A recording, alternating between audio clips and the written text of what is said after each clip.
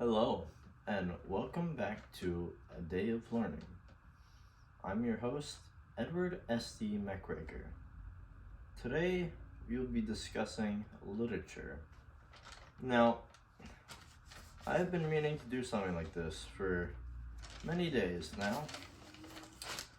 I am very interested in all sorts of literature there is to offer poetry, pamphlets, fantasy genres, any genre really, any form of literature, religious text. Well, not so much religious text, but I'm very interested in influential texts like Brave New World and the Communist Manifesto, and just a lot of revolutionary or at least argued over types of text.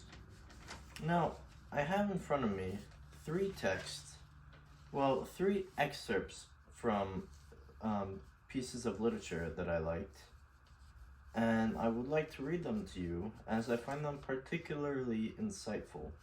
And for some of them, I have some of my own words to offer. So it's three pieces of literature, three excerpts, one from each. First off is from the Communist Manifesto, page 75.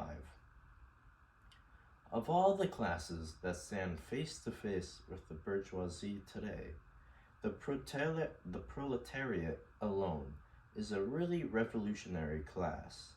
The other classes decay and finally disappear in the face of modern industry. The proletariat is its special and essential product. Essentially, Karl Marx here is saying that the proletariat, in at least my understanding, is the only class that is really revolutionary, the only one that stands apart from the rest.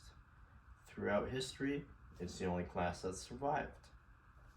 Now, I have a major objection to these words. I have written in here that they're untrue to an extreme extent.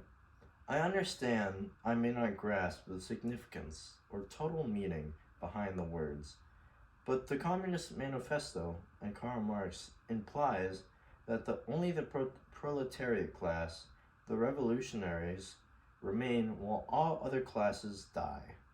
Not true. Yes, as with every large-scale nation that has collapsed, there have been revolutionaries at the heart of its downfall. However, similar evidence holds true for the bourgeoisie. For revolutionaries to exist, there must be oppressors which compel the people to revolt. Without bourgeoisie, in some shape or position in society, there are no reasons for people to revolt and revolutionist cause to exist. Basically, there has always been the bourgeoisie class to begin with, just like the proletariat. You can't have the proletariat class without the bourgeoisie class to oppress them. His meaning makes no sense, and it's a horrible argument. It's not horrible, but it's just flawed logic. Although I do appreciate the text nonetheless, I have not been able to read it in its entirety because it is boring. Anyways, the next piece of literature I have, or the next excerpt I have, is taken from Tao Te Ching, page 23. Now, Tao Te Ching is an older religious text originating in China, I believe, and it dates back to at least 2000 BC, maybe 4000 BC. I'm not really sure about that. Anyways, page 23, peace. Peace is meant to be our natural state. A whirlwind never outlasts the morning, nor a violent rain the day. Just as earth and sky return to peace, so should we. They who act with violence become violent. They who act with virtue become virtuous. They who act in the spirit of the Tao become Tao-like. They who follow the Tao will guide. They who pursue virtue, virtue will reward. They who live by violence, violence will soon destroy. Now I have just a few objections with this. I am not sure how long violent rain lasts, but light rain can last for many days on end. When the author says, a whirlwind never outlasts the morning, nor violent rain the day, that's not true. Violent rains can most likely last more than a day. I would know, I've seen an old cartoon which said that rains lasted 300 years in a certain world. I think it was D&D or something. I'm not sure. That metaphor is bunk and makes the credibility lesser.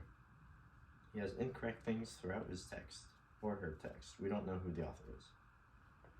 Now, some insightful things I gained for this are that problems will pass.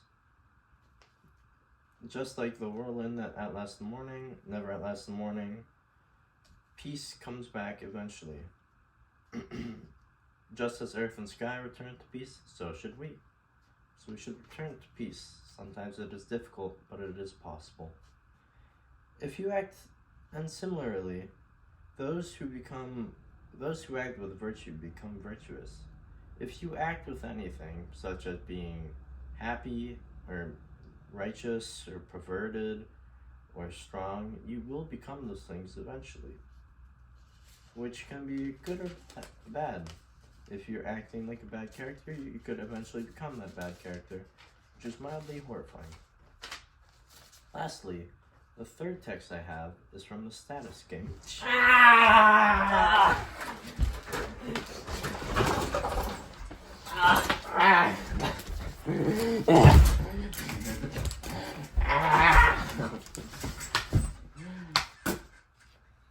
He's okay.